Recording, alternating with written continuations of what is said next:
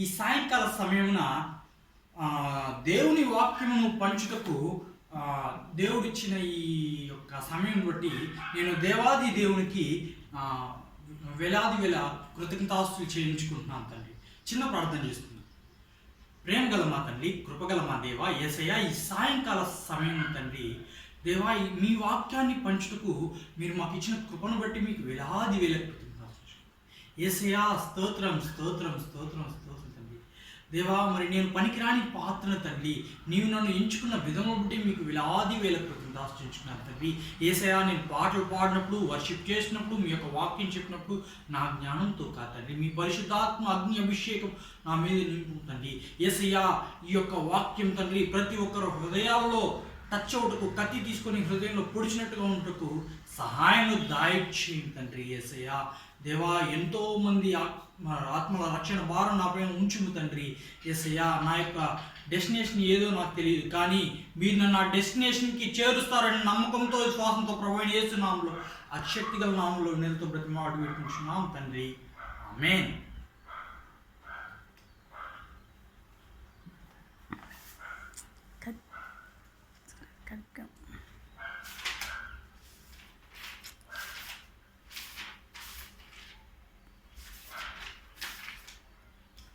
నిత్య ప్రేమతో నన్ను ప్రేమించన్, నిత్య ప్రేమతో నన్ను ప్రేమించన్, తల్లి ప్రేమను మించినదే, లోక ప్రేమను మించినదే. నిత్య ప్రేమతో నన్ను ప్రేమించన్, తల్లి ప్రేమను మించినదే, లోక ప్రేమను మించినదే.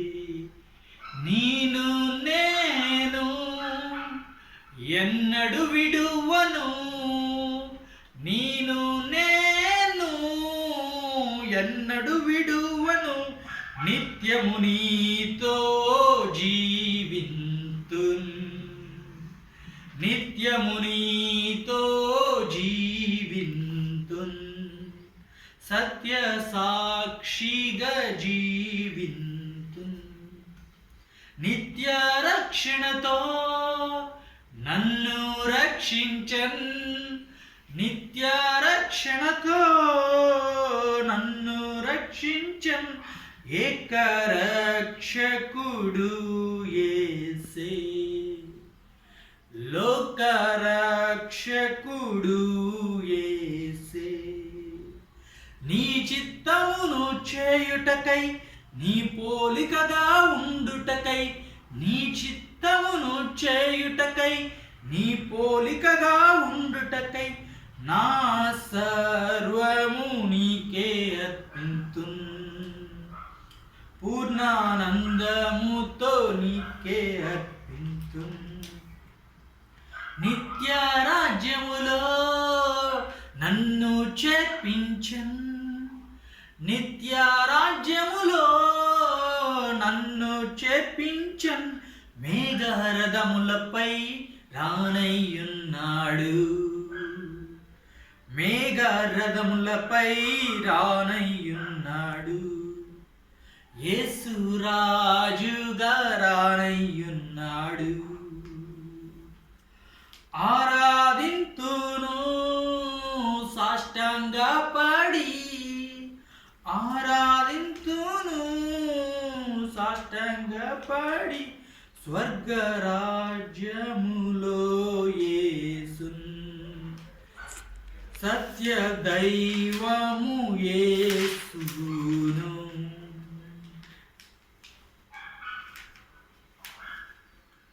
దానియేలు సింహపు బోనులో వేసిన ఆరాధన, వీధులలో నాట్యమాడిన దావీదు ఆరాధన, దానియేలు సింహపు బోనులో వేసిన ఆరాధన, వీధులలో నాట్యమాడిన దావీదు ఆరాధన, ఆరాధన స్తుతి ఆరాధన ఆరాధన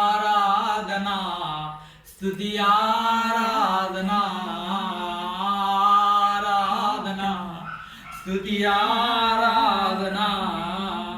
నీ వంటి వారు ఒక్కరును లేరు, నీవే అతి శ్రేష్ఠుడు.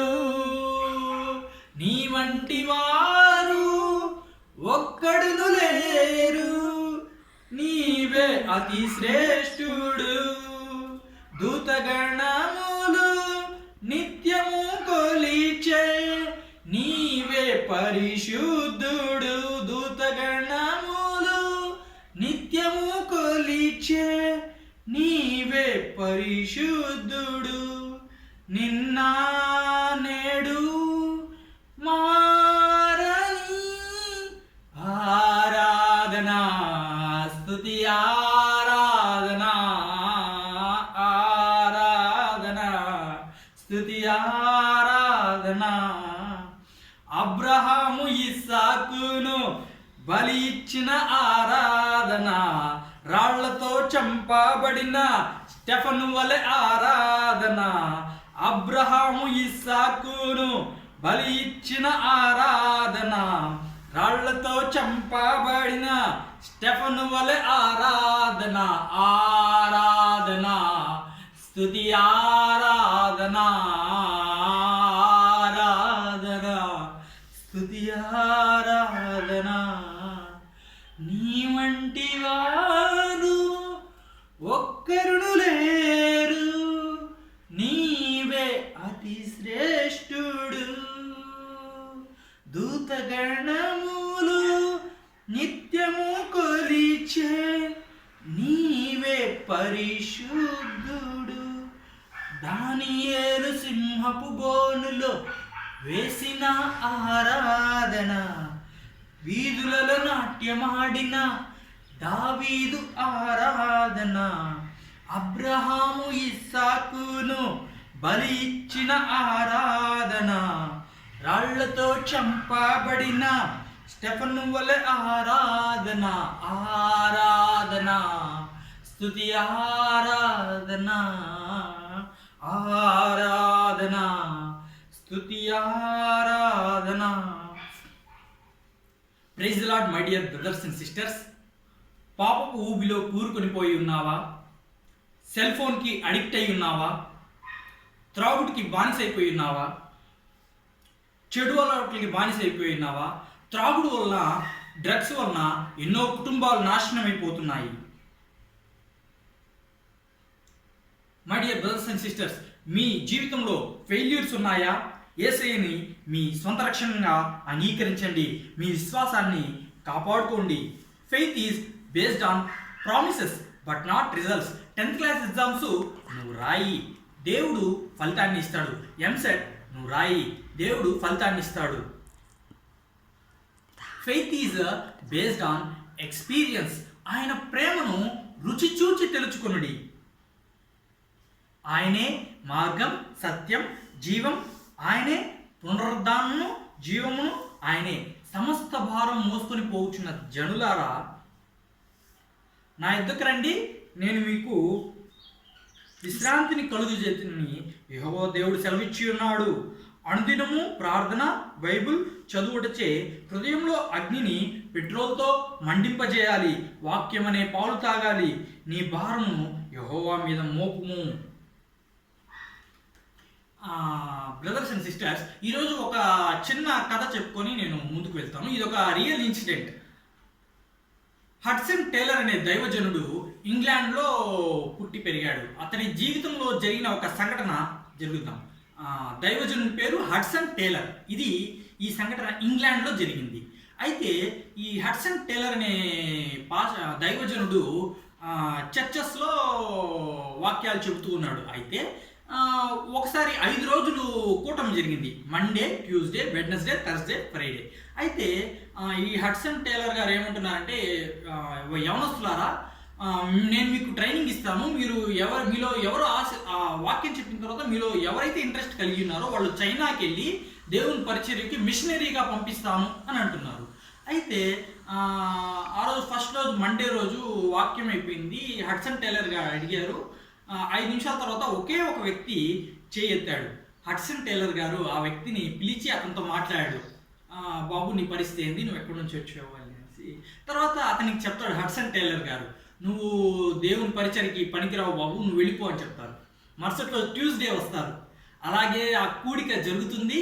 మళ్ళీ అదే ప్రశ్న, చైనా దేశానికి మిషనరీగా ఎవరు వెళ్తారు అని.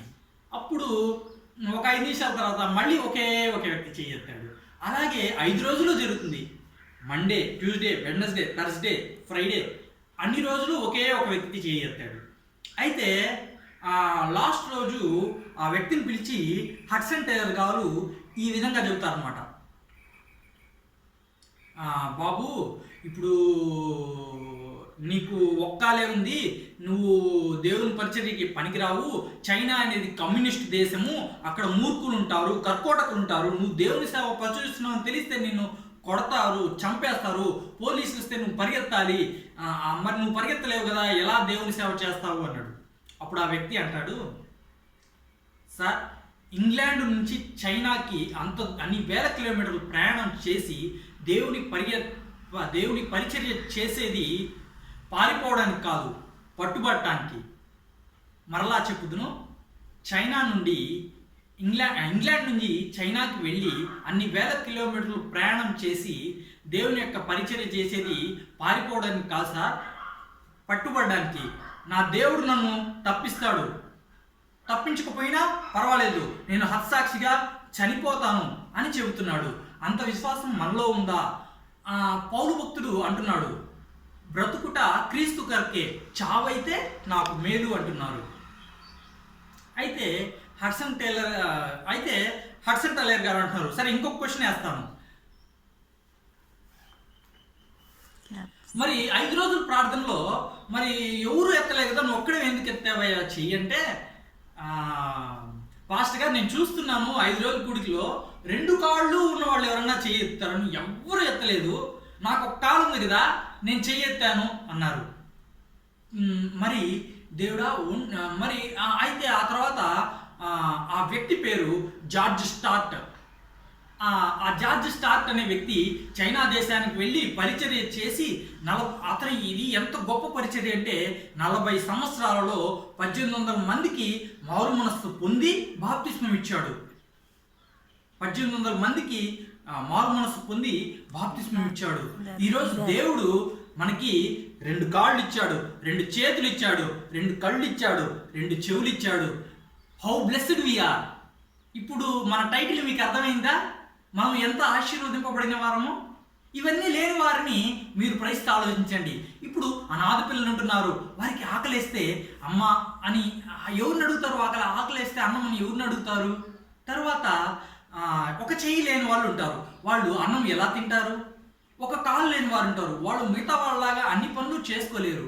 సో ఇప్పుడు చూడండి, మన టైటిల్కి ఇది రిలేటెడ్ ఇక్కడ తీసుకొస్తున్నాను. మనం ఎంత ఆశీర్వదింపబడిన వారు దేవునిలో. How blessed we are. అయితే ఒంటికాలు జార్జ్ స్టార్ట్ 40 ఏళ్లలో 1800 మందిని వెలిగిస్తే, మరి 2 కాళ్ళు, 2 చేతులు, 2 కళ్ళు ఉన్న మనం ఎన్ని ఆత్మలను వెలిగించాలి? ఇప్పుడు మనం వాక్యంలోనికి వెళ్దాం.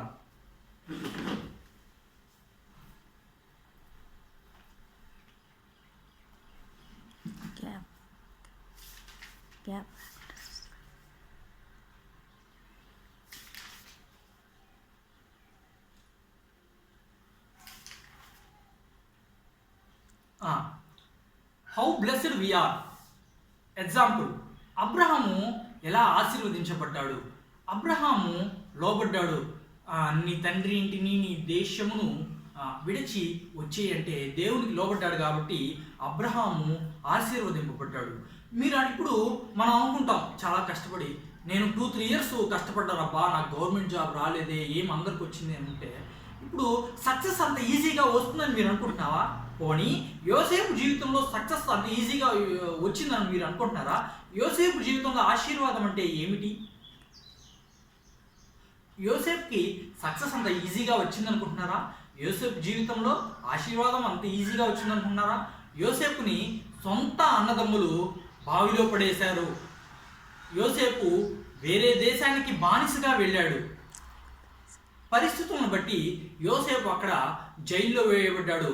యోసేపు జైల్లో వేయబడ్డం అతనికి ఆశీర్వాదకరమా?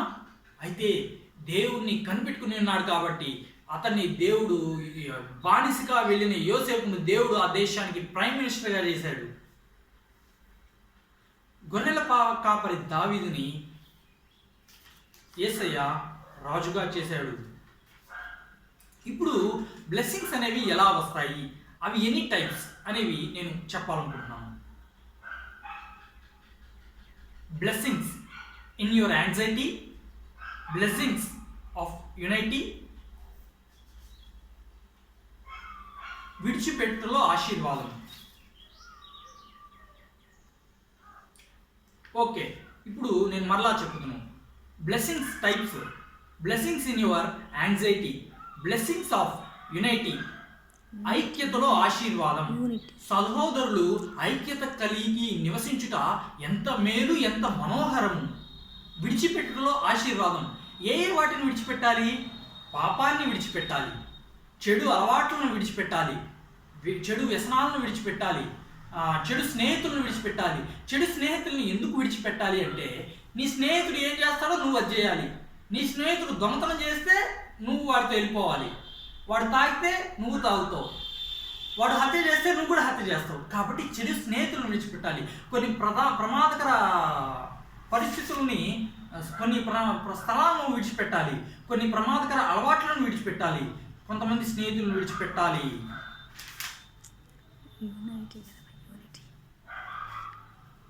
ఇప్పుడు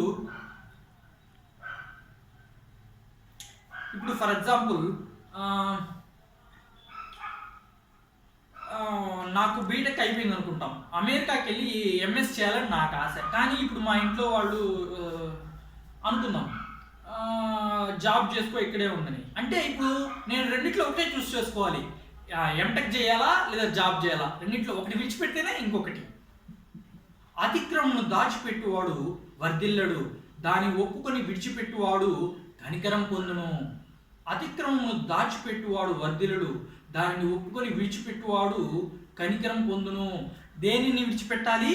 అతిక్రమను ఒప్పుకొని అతిక్రమను విడిచిపెట్టాలి. కోపము మానుము, ఆగ్రహము విడిచిపెట్టుము.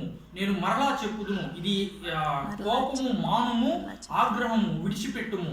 తన కోపమే తన శత్రువు అని చిన్నప్పటి నుంచి మనం చెప్పుకుంటాం. ఇప్పుడు మనకి చాలా కోపం వస్తుంది, కానీ కోపం దేనికి దారితీస్తుంది? మనకే నష్టాన్ని కలుగజేస్తుంది. మనం ఉద్యోగం చేసే చోట్ల కోపం ప్రదర్శించామనుకోండి, అక్కడ మనల్ని ఉద్యోగం నుంచి తీయేస్తే మనం ఏం చేస్తాం? కాబట్టి మనం కోపాన్ని విడిచిపెట్టాలి.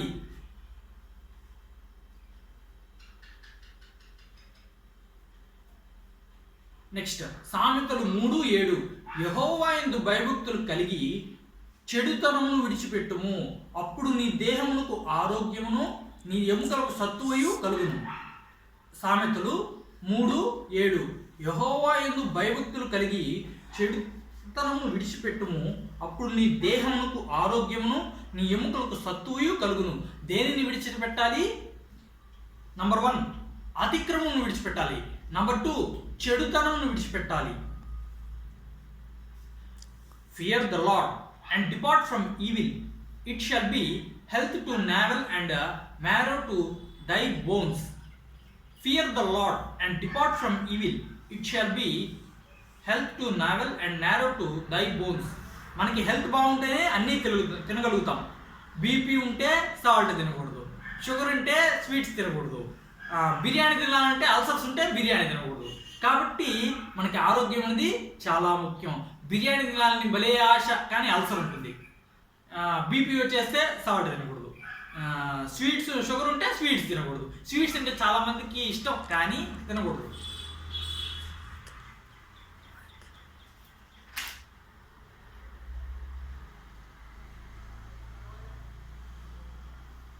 వాక్యం పౌలు గారు అంటున్నారు, బ్రతుకుట క్రీస్తు కొరకే, చావైతే నాకు మేలని పౌలు భక్తుడు సెలవించున్నాడు. అయితే అపహాసకుల మధ్య కూర్చుండకూడదని దేవుడు సెలవిస్తున్నాడు. ఎందుకంటే అపహాసకుల మధ్య పేతురు కూర్చున్నాడు కాబట్టి యేసయ్య ఎవరో నాకు తెలియదయ్యా అన్నాడు.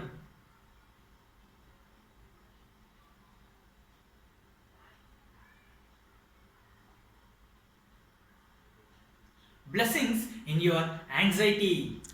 క్రైస్తవులకి నచ్చని పదం శ్రమ శ్రమ శ్రమ.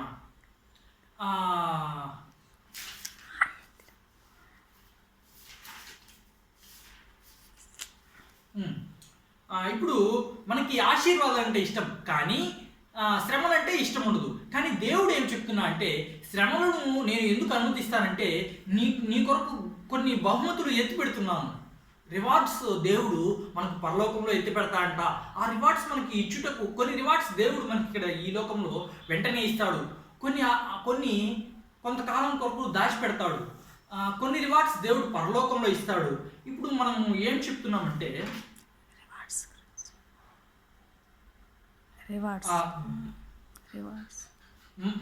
మన జీవితంలో శ్రమ ఎందుకు వస్తుందంటే, ఒకటి దేవుడు అనుమతించేది, రెండోది దొంగతనాలు చేసినందుకో, ఎవరినైనా ఇబ్బంది పెట్టినందుకో శ్రమల ద్వారా దేవుడు ఆశీర్వదించాలని మనల్ని ఇష్టపడుతున్నాడు. శ్రమలు పడేవాళ్ళు దేవుని పిల్లలు. రోమీయులకు రాసిన పత్రిక 8వ అధ్యాయము 17-18. మనము రోమీయులకు రాసిన పత్రిక 8వ అధ్యాయము 17-18. మనము పిల్లమైతే వారసులము, అనగా దేవుని వారసులము, క్రీస్తుతో కూడా మహిమ పొందుటకు ఆయనతో శ్రమ పడిన ఎడల క్రీస్తు తోడి వారసులము.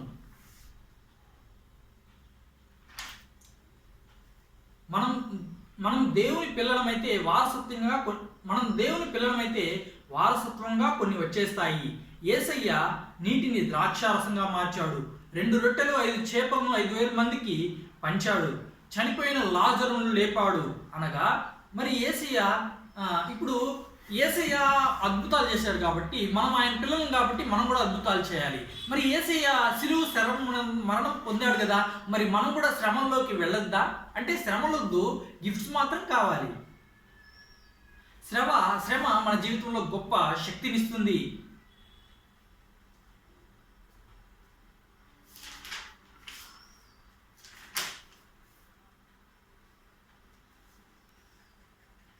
The gift beyond suffering. శ్రమ అనేది బహుమతినిస్తుంది. ఇక్కడ శ్రమ అని ఇప్పుడు రెండో టాపిక్ ఏంటంటే, శ్రమ అనేది ఏమిస్తుంది? ఫస్ట్ మనం చూసినట్టయితే విడిచిపెట్టుటలో ఆశీర్వాదం. రెండోది శ్రమ అనేది బహుమతినిస్తుంది. 1 సమూయేలు 17:25. ఇశ్రాయేలీయులలో ఒకడు వచ్చుచున్న ఆ మనిషిని చూచితిరే, నిజముగా ఇశ్రాయేలును తిరస్కరించుటకై వాడు బయలుదేరుచున్నాడు. వారిని చంపిన వానికి రాజు బహుగా ఐశ్వర్యం కలిగేసి తన కుమార్తెనిచ్చి పెళ్లి చేసి వాని తండ్రి ఇంట వారిని ఇశ్రాయేలీయులతో స్వతంత్రులుగా చేయుననగా. అయితే ఇక్కడ ఇశ్రాయేలీయుల మీదకి ఫిలిష్తీయులు దండెత్తి వస్తున్నారు. అయితే గొల్యాతుని ఎదుర్కోవాల్సిన సమయం వచ్చింది. రాజ్యంలో ఎవరు ఎదుర్కోలేదు. అయితే సౌలు రాజు ఒక ప్రకటన చేస్తాడు, ఎవరైతే గొల్యాతుని ఎదిరించి చంపేస్తారో వాళ్ళకి నేను మంచి ఆస్తిని ఇస్తాను, అలాగే నా కూతురు నుంచి పెళ్లి చేస్తానని చెప్తాడు. మన ఇంట్లో ఒక అమ్మాయికి పెళ్లి చేయాలంటే మనం ఏం చేస్తాము? అబ్బాయికి గవర్నమెంట్ జాబ్ ఉండాలి, అబ్బాయికి ఒక ఇల్లు ఉండాలి, ఒక కారు ఉండాలి, అబ్బాయికి అక్క చెల్లెళ్ళు ఉండకూడదు, అన్ని చూసుకుంటాం మనం. కానీ సౌలు రాజు అమ్మాయి ఒక రివార్డ్ అనమాట అది. అయితే దావీదు వెళ్ళి గొల్యాతుని ఎదుర్కొన్నాడు. అయితే దావీదు రివార్డ్ పొందుకోవాలంటే గొల్యాతు అనే శ్రమను ఎదుర్కోవాలి. ఐక్యతలో ఆశీర్వాదం. సహోదరులు ఐక్యత కలిగి ఉండుట ఎంత మేలు, ఎంత మనోహరము. కుటుంబంలో మనం ఐక్యత కలిగి ఉండాలి, సంఘంలో ఐక్యత కలిగి ఉండాలి, తద్వారా సొసైటీలో ఐక్యత కలిగి ఉంటాము. ఇప్పుడు ఐక్యతలో ఆశీర్వాదం ఏంటంటే, మంచి ఫలం వస్తుంది, కూడి ఉండటం మేలు, ఒకరికొకరు సహవాసం. ఇప్పుడు నేను చెడిపోతున్నానంటే నన్ను మంచి మార్గంలో పెట్టడానికి ఒక స్నేహితుడు ఉండాలి. ఇప్పుడు ఎవరన్నా నన్ను కొట్టడానికి వచ్చినా అంటే నాకు సపోర్ట్ చేయడానికి ఒక ఫ్రెండ్ ఉండాలి. అయితే ఐక్యత వలన ఏంటంటే ప్రార్థనకు జవాబు దొరుకుతుంది. 2-3 నా నామమును కూడి ఉన్న చోట నేను ఉంటానని చెప్పాడు. నువ్వు ఒంటరిగా ఉన్నప్పుడు నేను ఉంటానని చెప్పలేదు. దేవుడు ఉంటాడు, కానీ ఏ సందర్భంలో చెప్తున్నా అంటే 2-3 నా నామమును కూడి ఉన్న నేను అక్కడ ఉంటానని చెప్పాడు. ఉద్యోగం రాలేనప్పుడు, జీతం ఒక 2 months 3 months లేట్ అయినప్పుడు, ఇంట్లో ఆర్థిక పరిస్థితులు బాగాలేనప్పుడు మనం ఐక్యత కలిగి ఉండాలి. మన ఫాదర్ని కానీ, మన మదర్ని కానీ, మన సిస్టర్ని కానీ, బ్రదర్ని కానీ మనం సపోర్ట్ చేసుకుంటూ వెళ్ళాలి. అంతేగాని వాళ్ళని ఇంకా నెట్టేయకూడదు టెన్షన్స్లోకి.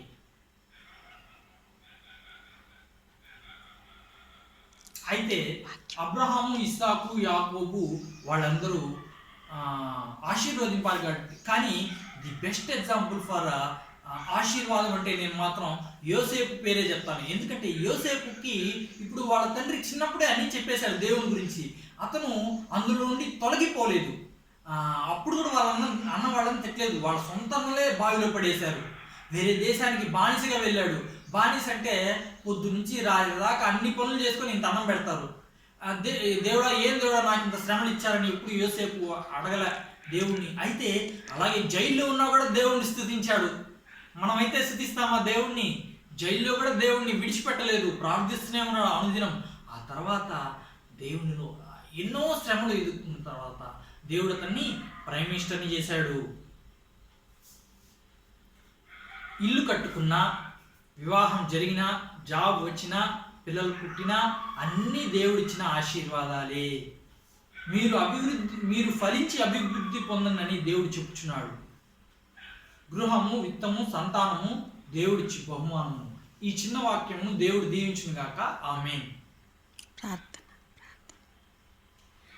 వాక్యం విన్న కుటుంబాలను దీవించండి దేవా. ఈ చిన్న వాక్యాన్ని విన్న వాళ్ళ కుటుంబాలను దీవించు.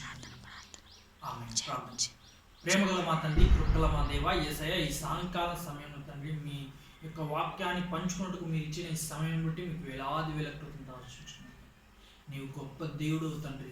యేసయ్య, చూచిన ప్రతి దేవా, ఈరోజు నా హృదయంలో ఏ అగ్ని మంటైతే రగులుకున్నదో అది నా జీవిత పర్యంతము ఆ అగ్ని అలా మంటకు సహాయం దాయిచ్చేయి తండ్రి.